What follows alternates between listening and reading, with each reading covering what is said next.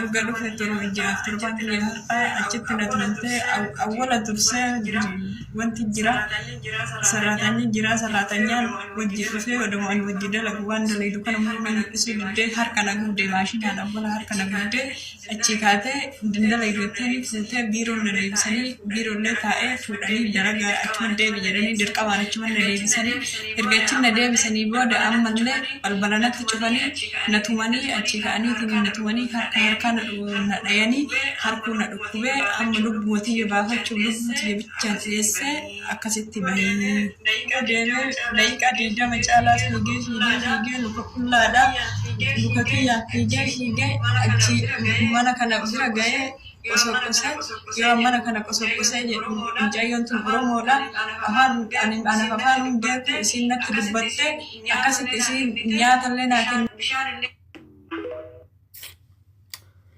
Wayi jiru ay rakkina irraa rakkoo dhiyeessuu biyyarraa baanii rakkoo keessa seenan hedduu takka nama gaddisiisa hedduu takka jechuudha. Assalamu alaikum warahmatullahi wabarakatuh. Jirra jirtu baga jiraattan hundumti keessanuu bakkuma jirtanitti nageenyi isin bira haa jiraatu.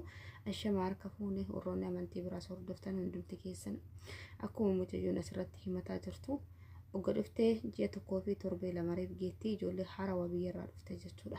Akkuma dhufteen biiroorraan dalagaa seentee akka carraa ta'ee dalagaa mana isiin dalagaa seentee sarraatanya biraatu jira. Sarraatanyaan biraa suni dalagaa hin beektu jettee maashinii uffataatiinis tuskii tokkostuun harka gubdee madamii isiitiin dalagaa uummata kan beektu jettee biiroo deebisiste.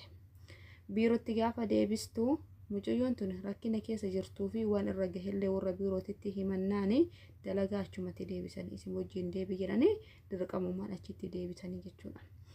Baada achitti deebitee booda reebisa reebanii kifilitti galchanii tumanii balbala itti qollofanii baada rabbi lubbuusii baasee gibbiin ala gibbii banaa agarraan bahee kuttetti fiigee jette. Fiigichuma jechuudha. Yeroo biyya namaa kana waan jabaattetu biyya namaa kana keessatti biyya hin beekne kana keessatti karratti itti deeman hin jirre biyya arabaa kana keessa yeroo baay'ee jechuudha. Namni baay'inaan akka biyya keenya sanitti olii gadi hin deemu. Osoo olii gadi deeme mucayyoon tun nama afaan beekuu miti jadiidha. Nama reeftana biyyarraa dhufe. Garuu lubbuu ofii tana baraarafatuuf jecha lubbuu ofii tana oolchatuuf jecha gaduma baateetuma fiiddee jechuudha. Dhugaan isin jedha baay'ee nama gaddisiisa. Baay'ee takka jechuudha. Har'a wanti ijoolleetiin akka isiin miidhamtuu fi akka isiin haga lubbuu dirasii baatu taasisaa jiru qorroota biirootii jechuudha. Rakkinni ijoollee keenyaa yeroo kamiyyuu hin laalamu. Ijoolleen tun maal rakkattee isiin rakkinnaa fi rakkoo isii odoo itti himattu osoo rakkoo akkanaa qaba jettee isiin itti ibsattu isii faana deebisu madamii faana deebisu jechuudha. Dhugaan isin jedha osoo madamiinuu hin barbaadu jettee biiroo geessite gaafa mucayyoon tun rakkoo mucayyoo tanaa gaafatanii rakkoo maalii qabda jettee isiin rakkina waan akkanaattu jira jettee osoo isii achi himattee osoo nagaanuu madamii faana akka deebitu taate gammachuu akkamitiin mana isii keessatti daladdi isiinis akkamitti akka dalasiifattu gaafii namatti ta'a jechuudha. Akkasii hordoftoota kiyyaa haalli ijoolleen teena keessa jirtu hedduu takka ulfaataadha. Namni kabajaa nuu dhabee akka nu kabajamnee fi akka ijoolleen teena lubbuu ofii dhabanillee taasisaa jiru akkuma dura dubbadde biiroodha. Osoo danda'amee irratti dalaganii dhugaan jira. Irratti dalaganii oduu biyya Suudii kana ijoollee teena irraa cufanii hedduu takka natti tola. Maaliif ijoolleen hedduu torbee kana keessa bicha reeffa nama shaniitu yoo dhageettan miidiyaa irratti reeffa nama shaniitu tallaajaa jira jedhan. Guyyarraa osoo hin duunee fi osoo hin boonne oolaan jirtu ijoolleen jechuudha. Rakkoo hamatu irra gahaa jira. Rakkina cimaa irra gahaa jira. Gaafa biyyaa bahanii ka biyyaa nama baasu malee ka asitti nama hordofu biiroon takka illee hin jiru.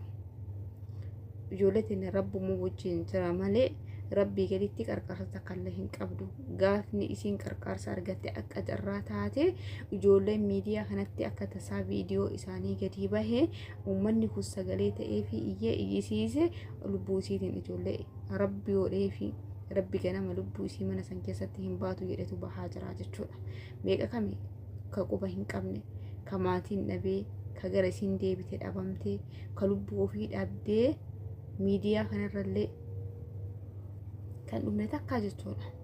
Ijoollee meeqatu lubbuu ofii dhabaa jira. ijoollee meeqatu rakkatee rakkoo fi akkaataa itti gabbaatee ibsattuun dhabdee tarii ijoolleen garii silkii makanaa jirran beektu miidiyaa kana irratti dhuftee kallattii sagalee ofii baastee dubbattuun takkalla hin beektu namoota akkasii hedduutu jira jechuudha. Irraan deebi'ee Suudii keessatti rakkoo hamaatu jira. Ijoollee biyyarraa dhuftee biiroorraa fudhatanii sa'aatii eedaataa jechuudha. Fakkeenyaaf mucayyoo dhiyoo biyyarraa dhuftee qaalittii fudhattee madamii isii fudhattee hojjettee gaafa kaatu namittiin ka'e jetteen. Mucayyoon hin beektu hojiin deemte guyyaa 2 hojjechiiste. Guyyaa 2 hojjechiiftu sanii yeroo isiin dalagaa fixxee bahuuf deemtu maallaqa qaalittiitu fudhataa jette. Qaalittiin isii madamiin isiitu jechuudha. Gaafa kana bilbiltee ijoollee hiriyaa fi gaafattee ijoollee sun immoo madamii gaafannaan ani akkanatti malee overtime yoo hojjette malee maallaqa kafaluuf hin qabu. Leeshee kan kafallee fi biiroorraa fudhattee akkana dalasiisuu barbaada.